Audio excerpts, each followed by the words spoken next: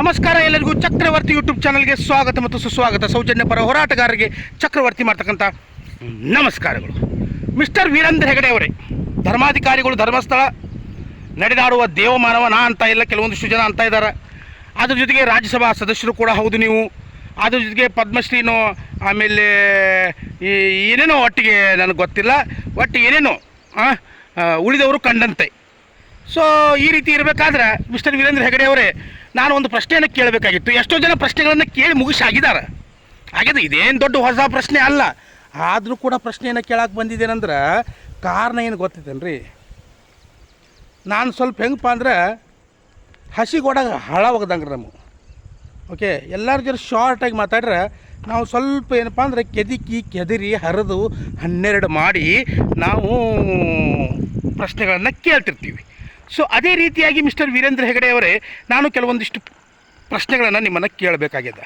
ಏನು ಪ್ರಶ್ನೆಗಳು, ಯಾವ ವಿಷಯಕ್ಕೆ ಸಂಬಂಧಪಟ್ಟಿರ್ತಕ್ಕಂಥ ಪ್ರಶ್ನೆಗಳು ಅಂತಂದು ವಿಚಾರ ಬಂದಾಗ,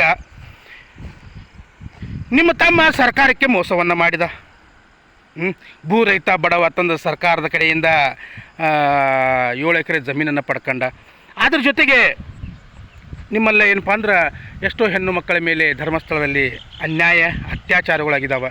ಎಷ್ಟು ಚಿಕ್ಕ 2 ವರ್ಷದ್ದು, 3 ವರ್ಷದ್ದು, 4 ವರ್ಷದ್ದು ಚಿಕ್ಕ ಮಕ್ಕಳ ಮೇಲೂ ಕೂಡ ಅತ್ಯಾಚಾರಗಳಾಗ್ಯಾವ. ಫಾರ್ ಎಕ್ಸಾಂಪಲ್, ಈಗ ಆಯ್ತಲ್ಲ ಅಲ್ಲಿ ಪಶ್ಚಿಮ ಬಂಗಾಳ ಅಥವಾ ರಾಜಸ್ಥಾನದಲ್ಲಿ ಏನು ಅತ್ಯಾಚಾರ ಪ್ರಕರಣಗಳು ನಡೆದಲ್ಲ, ಅದೇ ರೀತಿ ಧರ್ಮಸ್ಥಳದಲ್ಲಿ ಕೇವಲ ಅಲ್ಲಿ 1-2 ನಡೆದಿರಬಹುದು, ಆದರೆ ಇಲ್ಲಿ ನೂರಾರು ಪ್ರಕರಣಗಳು, ಸಾವಿರಾರು ಪ್ರಕರಣಗಳು ನಡೆದಿದ್ದಾವಲ್ಲ. ಇದಕ್ಕೆಲ್ಲ ಏನು ಉತ್ತರ ಕೊಡ್ತೀರಿ ಮಿಸ್ಟರ್ ವೀರೇಂದ್ರ ಹೆಗಡೆ ಅವರೇ? ಏನು ಉತ್ತರ ನಿಮ್ಮ ಹತ್ರ ಇಲ್ಲ. ನಿಮ್ಮ ಹತ್ರ ಒಂದದ ಹೇಳ್ತೀನಿ ನಾನು. ಅದು ಪ್ರಶ್ನೆ ಏನದ, ನಿಮ್ಮ ತಲೆಯಾಗಿ ಏನು ಓಡಾಗದ, ಇದು ಎಲ್ಲದ್ರ ಬಗ್ಗೆನೂ ಕೂಡ ನಾನು ಸಂಪೂರ್ಣವಾಗಿ ನಿಮ್ಗೆ ತಿಳಿಸ್ಕೊಡ್ತೀನಿ. ನಾನು ಇಡೀ ಕರ್ನಾಟಕ ಜನತೆಗೆ ತಿಳಿಸ್ಕೊಡ್ತೀನಿ. ಮಿಸ್ಟರ್ ವೀರೇಂದ್ರ ಹೆಗಡೆ ಅವರೇ, 13 ವರ್ಷಗಳಿಂದ ಒಂದು ಹೋರಾಟ ನಡೆಯಾಗದ, ಅದು ನಿಮಗೆ ಗೊತ್ತದ, ತಾಯಿ ಸೌಜನ್ಯ ಹೋರಾಟ. ಅವಳ ಮೇಲೆ ಅತ್ಯಾಚಾರ ಮಾಡಿ, ಅವಳನ್ನು ಬರ್ಬರವಾಗಿ ಕೊಲೆ ಮಾಡಿ, ಅವಳನ್ನು ಬೆತ್ತಲೆಯಾಗಿ ಆ ಒಂದು ಅರಣ್ಯ ಪ್ರದೇಶದಲ್ಲಿ ಒಗೆದು ಹೋಗಿದ್ರಲ್ಲ. ಅಷ್ಟಲ್ಲದೆ ಕೂಡ ಅವಳು ಪ್ರೈವೇಟ್ ಪಾರ್ಟಲ್ಲಿ 5 ಇಂಚ್ ಮಣ್ಣನ್ನು ತುರುಕಿ ಅಷ್ಟೊಂದು ದರಿದ್ರ ಸೊಳೆ ಮಕ್ಕಳು ಏನು ಕೆಲಸ ಮಾಡಿ ಹೋಗಿದಾರಲ್ಲ, ನಾಮರ್ದ್ರ ನನ್ನ ಮಕ್ಕಳು, ಊರಿಗೆ ಹುಟ್ಟಿದ ಸೊಳೆ ಮಕ್ಕಳು, 4 ಸೊಳೆ ಮಕ್ಕಳು, ನಾನು ಹುಟ್ಟಿದವ್ರು ಸೊಳೆ ಮಕ್ಕಳವರು. ಊರಿಗೆ ಹುಟ್ಟಿದವ್ರು ನಾನು ಊರಾಗ ಒಬ್ಬ, ನನಗೂ ಹುಟ್ಟಿರ್ಬೇಕು, ಅವರು ಹೇಳಕ್ಕೆ ಬರೋಂಗಿಲ್ಲ. ಅತ್ಯಾಚಾರ ಸೊಳೆ ಮಕ್ಕಳು ತಂದು ಅಂಥವ್ರು ಇವತ್ತಿಯೂ ಕೂಡ ಸ್ವತಂತ್ರವಾಗಿ ಓಡಾಡ್ತಾ ಇದ್ದಾರೆ ಧರ್ಮಸ್ಥಳದಲ್ಲಿ. ಅಂದ್ರೆ ಇದಕ್ಕೆಲ್ಲ ಕಾರಣೀಕರ್ತರು ಯಾರಾಗಿರ್ಬೋದು? ಕಾರಣೀಕರ್ತರು ಬೇರೆ ಯಾರೂ ಅಲ್ಲ, ನಾವು. ಯಾಕಂದ್ರೆ ನಾವು ನಿಮ್ಮಂಥವ್ರು ನಂಬ್ಕೊಂಡು ಹೋಗ್ತೀವಲ್ಲ, ಪ್ರತಿ ಹೆಜ್ಜೆಗೆ ಏನಪ್ಪ ಅಂದ್ರೆ ನಿಮ್ಮಂಥವ್ರನ್ನ ನಂಬ್ಕೊಂಡು, ಆಮೇಲೆ ನೀವು ಚಲೋ ಅದಿರಿ, ನೀವು ಆಧ್ಯಾತ್ಮದಲ್ಲಿ ನಂಬರ್ 1 ಅದಿರಿ, ನೀವು ಆ ದೇವ್ರು ಅದಿರಿ, ನೀವು ಈ ದೇವ್ರು ಅದಿರಿ, ನೀವು ಹಿಂಗೆ ಅದಿರಿ, ನೀವು ಹಂಗೆ ಅದಿರಿ ಅಂತ ತಿಳ್ಕೊಂಡು ನಿಮ್ಮ ಬಗ್ಗೆ ಸಂಪೂರ್ಣವಾಗಿರ್ತಕ್ಕಂಥ ತಪ್ಪು ಕಲ್ಪನೆಯನ್ನು ನಾವು ತಿಳ್ಕೊಂಡಿದ್ವಿ. ಆದರೆ ಮಿಸ್ಟರ್ ವೀರೇಂದ್ರ ಹೆಗಡೆ ಅವರೇ, ರಾಮ ಮಂದಿರ ಕಳ್ಳತನ ಆಯಿತು. ನೀವು ಯಾವ ಸೌಜನ್ಯ ಹೋರಾಟಗಾರರ ಮೇಲೆ 200 ಕೋಟಿ ರೂಪಾಯಿಗಳ ಒಂದು ಏನು ಅನಾಗ್ತಿದ್ರಲ್ಲ, ಅದು ಹಗರನ್ನು 200 ಕೋಟಿ ರೂಪಾಯಿ ಇವ್ರಿಗೆ ಬಂದದ, 200 ಕೋಟಿ ರೂಪಾಯಿ ಇವ್ರಿಗೆ ಬಂದದ ತಂದು ಎಣ್ಣೆ ಬೆಣ್ಣೆ ಹಚ್ಕೊಂಡು ಏನು ಕೆಲವೊಂದಿಷ್ಟು ಜನ ಹೋಗ್ಕೊಳಕತ್ತಿದ್ರಲ್ಲ, ಆ ಶ್ರೀರಾಮಚಂದ್ರ, ಅಯೋಧ್ಯೆಯ ಶ್ರೀರಾಮಚಂದ್ರ ಕಣ್ಣು ತರದ ರೀ. ಏನು ಕಣ್ಣು ತರದಪ್ಪ ಅಂದ್ರೆ ಆ 200 ಕೋಟಿ ಒಂದು ಹಗರಣ ಏನದಲ್ಲ, ಆ ಹಗರಣವನ್ನು ತನ್ನ ಮೈಮೆ ಹಾಕ್ಕೊಂಡ. ಸೌಜನ್ಯ ಹೋರಾಟಗಾರರ ಮೇಲಿಂದ ತೆಗೆದ. ನೋಡ್ರಿ, ನೀವು ಹೆಜ್ಜೆಗೆ ಒಂದ್ಸಲ 200 ಕೋಟಿ ಅಂದ್ರಿ, ಒಂದ್ಸಲ ಆ ದೇಶದಿಂದ ಬಂದದ ಹಣ, ಈ ದೇಶದಿಂದ ಬಂದದ ಹಣ, ಪ್ರತಿಯೊಂದು ಅಂದ್ರೆ ಅದು ನಿಮ್ಮದು ಬ್ಯಾಡಿ ಭಾಳ ದಿನ ಕುದಿವಾತು. ಯಾಕೆ ಕುದಿವಾತು ಅನ್ಬೇಕು? ಯಾಕಂದ್ರೆ ನೀವು ಸುಳ್ಳಿನ ಪ್ರಪಂಚದಲ್ಲಿ ಬದುಕಾಗತ್ತೀರಿ. ಸೌಜನ್ಯ ಹೋರಾಟಗಾರರು ಸುಳ್ಳಿನ ಪ್ರಪಂಚದಲ್ಲಿ ಬದುಕ್ತಾ ಇಲ್ಲ. ಇದನ್ನು ನೀವು ಕರೆಕ್ಟಾಗಿ ಮೊದಲು ತಿಳ್ಕೊಳ್ಳಿ. ಸುಳ್ಳಿನ ಪ್ರಪಂಚದಲ್ಲಿ ಬದುಕಾಗದ್ರೆ, ಫಾರ್ ಎಕ್ಸಾಂಪಲ್ ಗಿಳಿಯಾರ್, ಚಕ್ರವರ್ತಿ ಸೂಲಿಬೆಲೆ, ಆಮೇಲೆ ಇವನು ಯಾವನೊಬ್ಬ ಬೋಳಾಂಗಡಿ ಅಂತ ಪತ್ರಕರ್ತ, ಆಮೇಲೆ ಈ ದರಿದ್ರ ಮೇನ್ ಸ್ಟ್ರೀಮ್ ಮೀಡಿಯಾಗಳು, ಕನ್ನಡ ನ್ಯೂಸ್ ಚಾನಲ್ಗಳು ಅದಾವಲ್ಲ, ಇವರೆಲ್ಲ ಕುಡ್ಕೊಂಡೇನಪ್ಪ ಅಂದ್ರೆ 200 ಕೋಟಿ ಬಂದತ್ತ, 200 ಕೋಟಿ ಬಂದ. ಆದರೆ ಶ್ರೀರಾಮಚಂದ್ರ ತನ್ನ ಮೈ ಮೇಲೆ ಹಾಕ್ಕೊಂಡ. ಇಡೀ ದೇಶಕ್ಕೆ ಶ್ರೀರಾಮಚಂದ್ರನರು, ನಮ್ಮ ಮನೆಯೂ ಕೂಡ ಶ್ರೀರಾಮಚಂದ್ರಕ್ಕೆ ಅದು ಅಯೋಧ್ಯೆಯಲ್ಲಿ ರಾಮ ಮಂದಿರ ಕಟ್ಟಬೇಕಾದ್ರೆ ಪಟ್ಟಿ ಬಂದಿತ್ತು. ನಾನು ಕೂಡ ಪಟ್ಟಿ ಕೊಟ್ಟಿದ್ದೀನಿ, 2001 ರೂಪಾಯಿ. ಹೌದು, ಯಾಕಂದ್ರೆ ನಮ್ಮ ಹತ್ರ ಹರಾಮಿ ದುಡ್ಡಿಲ್ಲ, ಬೆವ್ರದ್ದು ದುಡ್ಡದ. ಸೊ ನಾವು 2001 ರೂಪಾಯಿನ ಕೊಡೋರು ನಾವು. ಹೌದು, ನಾವು ಯಾರ್ದು ಕುತ್ತಿಗೆ ದುಡ್ಡು ಮಾಡಿಲ್ಲ. ಅತ್ಯಾಚಾರ, ಅನಾಚಾರ, ದರೋಡೆ, ಭೂ ಕಬಳಿಕೆ ಮಾಡಿ ದುಡ್ಡನ್ನು ನಾವು ಮಾಡಿಲ್ಲ. ಸೊ ನಾವು 2001 ರೂಪಾಯಿ ಏನಪ್ಪ ಅಂದ್ರೆ ರಾಮ ಮಂದಿರಕ್ಕೆ ದೇಣಿಗೆಯನ್ನು ನಾವು ಕೂಡ ಕೊಟ್ಟಿದ್ದೀವಿ. ಸೊ ನಾನು ಕೂಡ ಭಾರತದ ಪ್ರಜೆ. ಇವತ್ತು ರಾಮ ಮಂದಿರದಲ್ಲಿ ಬಂಗಾರ ಬೆಳ್ಳಿ ವಜ್ರ ವೈಡೂರ್ಯ ಹಣ ಎಲ್ಲ ನುಂಗಿ ನೀರು ಕುಡಿದಿದ್ದಾರೆ. ಇವತ್ತಲ್ಲಿ SIT ರಚನೆ ಆಗಿದೆ.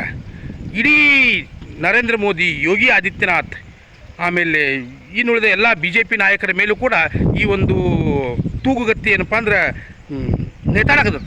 ಆದರೂ ಕೂಡ ಯಾರೂ ಶ್ರೀರಾಮನಿಗೆ ಮಾಡ್ತಕ್ಕಂಥ ಅವಮಾನ ಅಂತಂದು ಹೇಳಲಿಲ್ಲ ಮಿಸ್ಟರ್ ವೀರೇಂದ್ರ ಹೆಗಡೆ ಅವರೇ. ಇದು ರಾಮನಿಗೆ ಆದ ಅವಮಾನ ತಂದು ಯಾರೂ ಕೂಡ ಹೇಳಿಲ್ಲ. ನುಂಗಿ ನೀರು ಕುಡ್ದಾರ್ಥ ಹೇಳಿದರು, ದುಡ್ಡು ತಿಂದಾರ್ಥ ಹೇಳಿದರು. ಅಲ್ಲಿರ್ತಕ್ಕಂಥ ಅಧ್ಯಕ್ಷರು, ಉಪಾಧ್ಯಕ್ಷರು ಎಲ್ಲರೂ ಕೂಡ ರಾಜೀನಾಮೆ ಕೊಟ್ಟರು. ನಿಮಗೆ ನಾಚಿಗೆ ಬರಂಗಿಲ್ಲ ಮಿಸ್ಟರ್ ವೀರೇಂದ್ರ ಹೆಗಡೆ ಅವರೇ, ನಾಚಿಗೆ ಬರಂಗಿಲ್ಲ ನಿಮ್ಗೆ. ಸೌಜನ್ಯದ ಹೋರಾಟವನ್ನು ಮಾಡ್ತಾ ಇದ್ದೀವಿ, ಧರ್ಮಸ್ಥಳಕ್ಕೆ ಆದ ಕಳಂಕ. ನಿಮ್ಮ ತಮ್ಮ ಹರ್ಷೇಂದ್ರ ಜೈನ್ ಭೂರಹಿತ ಬಡವ ತಂದ ಸರ್ಕಾರದಿಂದ ಹಣವನ್ನು ಜಮೀನನ್ನು ಪಡ್ಕೊಂಡ ಅದ್ರ ವಿರುದ್ಧ ಹೋರಾಟವನ್ನು ಮಾಡೋದಕ್ಕೆ ಹೋದರೆ ಧರ್ಮಸ್ಥಳಕ್ಕೆ ಇವರು ಮಾಡ್ತಕ್ಕಂಥ ಕಳಂಕ, ತರ್ತಕ್ಕಂಥ ಕಳಂಕ. ಬಂಗ್ಲೆ ಗುಡ್ಡದಲ್ಲಿರ್ತಕ್ಕಂಥ ಎಷ್ಟು ಅನಾಥ ಶವಗಳಿಗಾಗಿ ನಾವು ಹೋರಾಟ ಮಾಡಿದರೆ ಧರ್ಮಸ್ಥಳದ ಮಂಜುನಾಥನಿಗೆ ಅವಮಾನ ಮಾಡ್ತಾ ಇದ್ದಾರೆ, ಹಿಂದೂ ಧರ್ಮಕ್ಕೆ ಅವಮಾನ ಮಾಡ್ತಾ ಇದ್ದಾರೆ. ಅದನ್ನು ನೀವೇ ಕುತ್ಕೊಂಡು ಹೇಳ್ತೀರ ಮಿಸ್ಟರ್ ವೀರೇಂದ್ರ ಹೆಗಡೆ, ನಾಚಿಕೆ ಬರಂಗಿಲ್ಲ ನಿಮಗೆ? ಎಲ್ಲೋ ಕುತ್ಕೊಂಡು ಹೇಳಾಕತ್ತಿದ್ರಲ್ಲ, ಇದು ಧರ್ಮಸ್ಥಳಕ್ಕೆ ಮಂಜುನಾಥನಿಗೆ ಮಾಡ್ತಕ್ಕಂಥ ಅವಮಾನ ಅದ, ಇದು ಕೇವಲ ನಾನು ನೆಪ ಮಾತ್ರ, ನನ್ನ ಹತ್ರ 5,000 ಜನ ತಂದು ಹೇಳಾಕತ್ತಿದ್ರೆ ನಾಚಿಕೆ ಬರಂಗಿಲ್ಲ ನಿಮಗೆ? ಇವತ್ತು ಭಾರತದ ಅತಿ ದೊಡ್ಡ ದೇವಸ್ಥಾನ ರಾಮ ಮಂದಿರ, ಅಲ್ಲಿರ್ತಕ್ಕಂಥವರೇ ಕಳ್ತನ ಮಾಡಿದ್ದಾರೆ, ಅಲ್ಲಿರ್ತಕ್ಕಂಥವರೇ ದಗಲಬಾಜಿ ಸೊಳ್ಳೆ ಮಕ್ಕಳು, ಹರಾಮ್ಖೋರ್ ತಿನ್ನೋ ಕೆಲಸ ಮಾಡಿದ್ದಾರೆ. ಅವ್ರ ವಿರುದ್ಧ ಇಡೀ ದೇಶ ಕಾರಾಗದ. ಆದರೆ ಯಾರೂ ಕೂಡ ಒಬ್ಬರೂ ಹೇಳಿಲ್ಲಲ್ಲ. 80% ಹಿಂದೂಗಳದಾರ ನಮ್ಮ ದೇಶನ್ಯಾಗ, ಒಬ್ಬ ಹಿಂದೂ ಕೂಡ ಹೇಳಿಲ್ಲಲ್ಲ ಇದು ಶ್ರೀರಾಮಚಂದ್ರನಿಗೆ ತಂದಿರತಕ್ಕಂಥ ಕಳಂಕ ಅಂತ ಹೇಳಲಿಲ್ಲ ಯಾರು ಕೂಡ.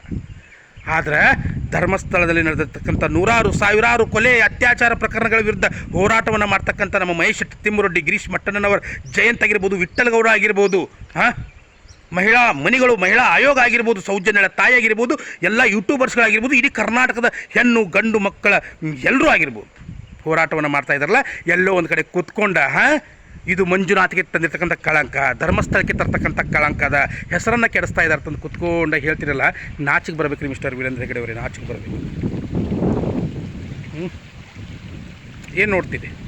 ನೋಡಬೇಡ್ರಿ, ಮತ್ತೆ ಬರ್ತೀವಿ.